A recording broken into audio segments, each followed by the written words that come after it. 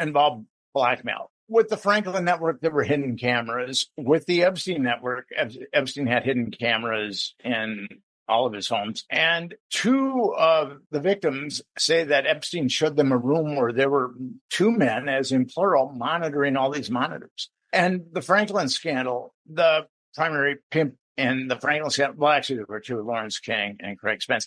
Craig Spence had a similar setup. And we're seeing that with Diddy right now, is that Diddy was trafficking children.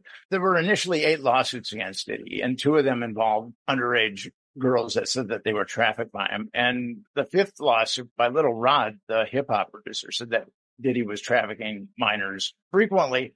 And there has been a number of lawsuits that have been filed against P. Diddy quite recently by Tony Busby. And I think that 25 people that have come forward in those lawsuits were trafficked by Diddy as minors. And we have the same people covering things up. The Franklin network was, the attorney general was William Barr, and he did a consummate job of covering up the Franklin network. According to state and federal law enforcement, not a single child was trafficked, or even by the Franklin network. William Barr was the attorney general under Bush 1, who covered up the Franklin network. And then he was the attorney general under Donald Trump, and he covered up the Epstein network. And then when we get into U.S. attorneys, Damian Williams is the U.S. attorney that was responsible for the trial of Ghislaine Maxwell. And he ensured that only 4 victims were called, and those 4 victims had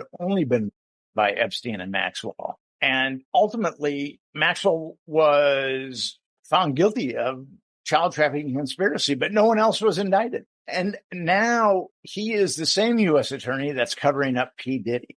One of the indictments against P. Diddy is conspiracy, but no one else has been indicted. And that's how endemic this is. And I haven't even heard Damian Williams' name mentioned in the media.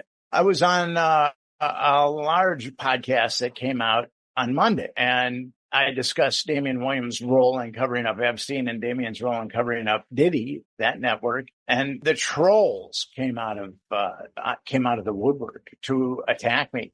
And they attacked me on Twitter, and then they even attacked me on my podcast. So this obviously struck a nerve with that dark, malignant corner of our government that does these types of things, because no one else had mentioned Damian Williams before. I believe that I'm the first guy in the media to make a connection between Damian Williams covering up Epstein and Damian Williams covering up P. Diddy.